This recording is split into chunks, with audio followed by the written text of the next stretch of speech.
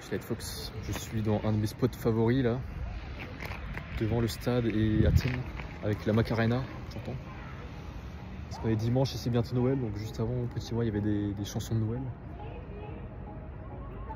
Je sais pas si vous l'entendez là.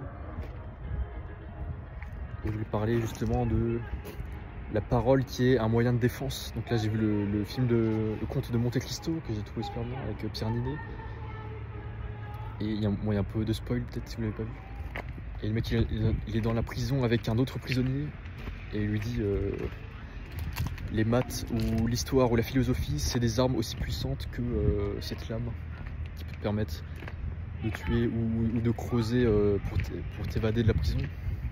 Ouais, super pile là-bas là aussi. Il y a une pile là, sur la barrière. Et bah je veux dire que la parole aussi, le fait de s'exprimer sur les réseaux et en particulier les politiques, je trouve, les politiciens qui s'expriment bien, genre enfin un peu tout le monde en France, mais genre je sais pas, Zemmour, Bardella, Marine Le Pen, Macron, Jean-Luc Mélenchon, tout ça, enfin de tous les partis, gauche, centre, droite. Parce que j'en ai marre des gens qui sélectionnent que la gauche ou que la droite et qui considèrent les autres comme... enfin ils veulent pas en parler du tout, donc tous les politiciens gauche, centre ou droite s'expriment bien, je trouve. Que ce soit la France Insoumise ou Rassemblement National ou Centre ou les autres moins connus. Et je trouve le fait de d'abord exprimer ses idées, donc la meilleure défense c'est l'attaque. Voilà, bah, t'apprends à développer tes idées, à structurer ton cerveau. Et t'apprends à te défendre. Donc si t'as des gens qui ensuite veulent te rabaisser ou te forcer à faire quelque chose, une action, voilà, bah toi, t'auras déjà réfléchi à cette action avant et tu pourras dire je suis d'accord, je suis pas d'accord, regarde pourquoi j'ai raison, moi je m'exprime mieux que toi. Enfin, du coup, t'as pas de mal à formuler une réponse rapide et argumentaire avec beaucoup de mots.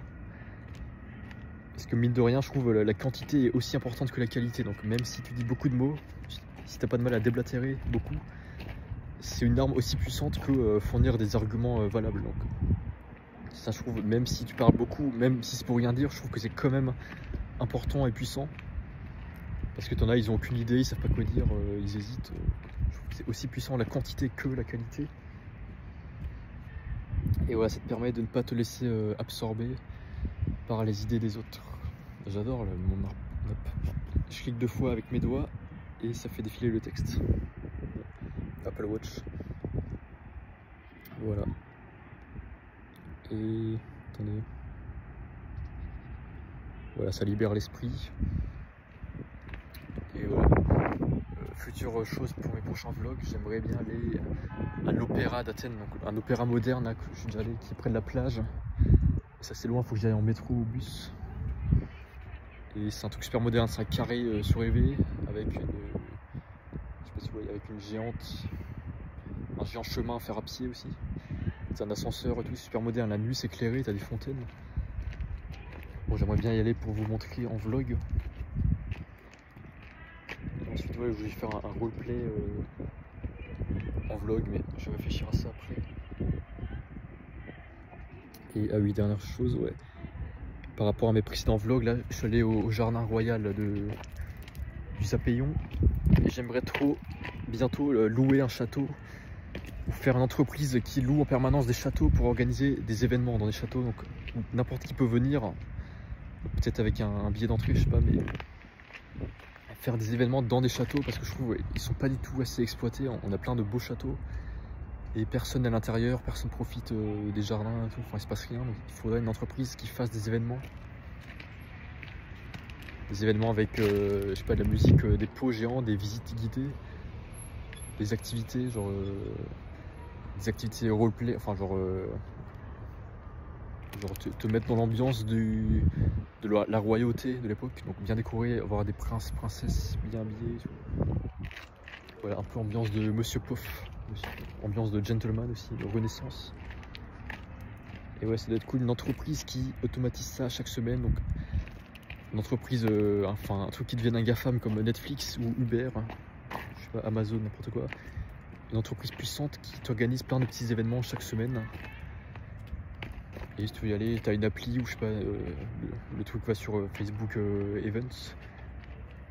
Et je sais pas, tu puisses y aller quand tu veux, que ce soit partout dans le monde, chaque semaine, tous les jours. Mais bon, voilà. Voilà, c'est tout. Donc là, il me reste plus qu'à faire un roleplay.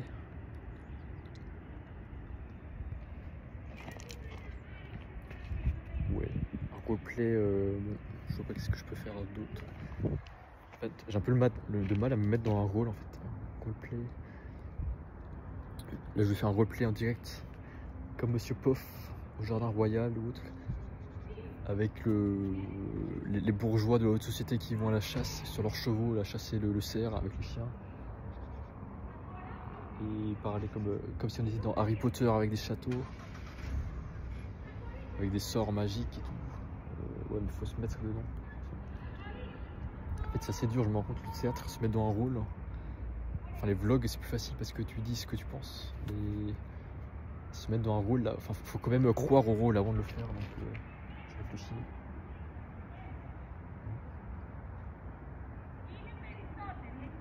Parce que Monsieur Poff, je trouve, il a tellement bien intégré son rôle que en fait, c'est sa personnalité en fait. Donc, Monsieur Poff, le gentleman, qui a 4 millions d'abonnés sur TikTok.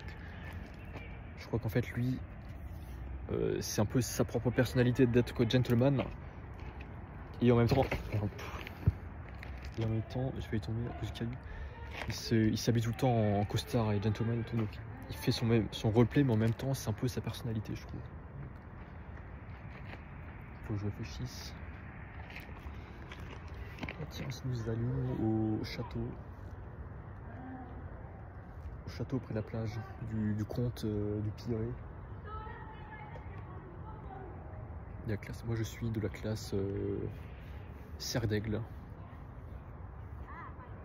Il y aura bien sûr Serpentard, Gryffondor et Poufslouf. Il faudrait bien sûr amener sa baguette. Vous joindriez-vous à nous? J'ai ici ma montre magique qui m'indique l'heure et l'itinéraire pour y aller. Là, tiens, voici un super couple. J'en fais l'éloge. Ils ont l'air bien. Ils sont beaux. Ils sont complices.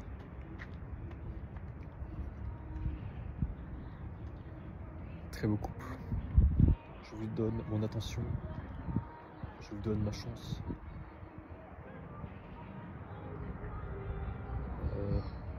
C'est quoi cette musique? Ouais, c'est APT de Bruno Mars et Rosé de Blackpink. Je sais pas si vous l'entendez, mais j'entends dans la ville APT.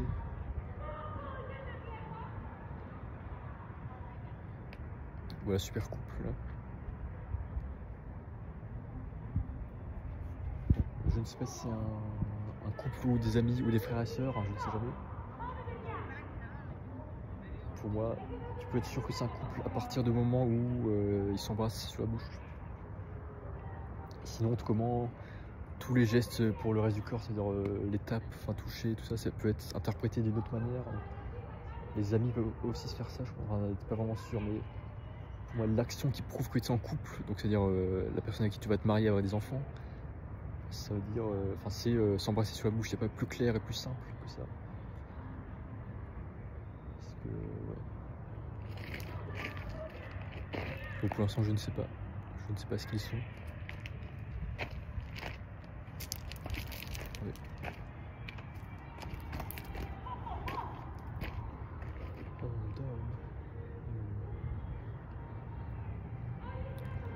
C'est beau là, 14h14. J'ai du temps. Je sais pas où je vais ensuite. Qu'est-ce que je vais? J'ai envie de voir des gens. Je vais peut-être retourner au Likabet et juger des gens. Enfin, voir des gens. Faire l'éloge des gens. Parce qu'on peut juger positivement pour moi. Il vaut mieux donner trop d'attention que pas assez. Bon voilà, c'est tout. A plus dans le bus.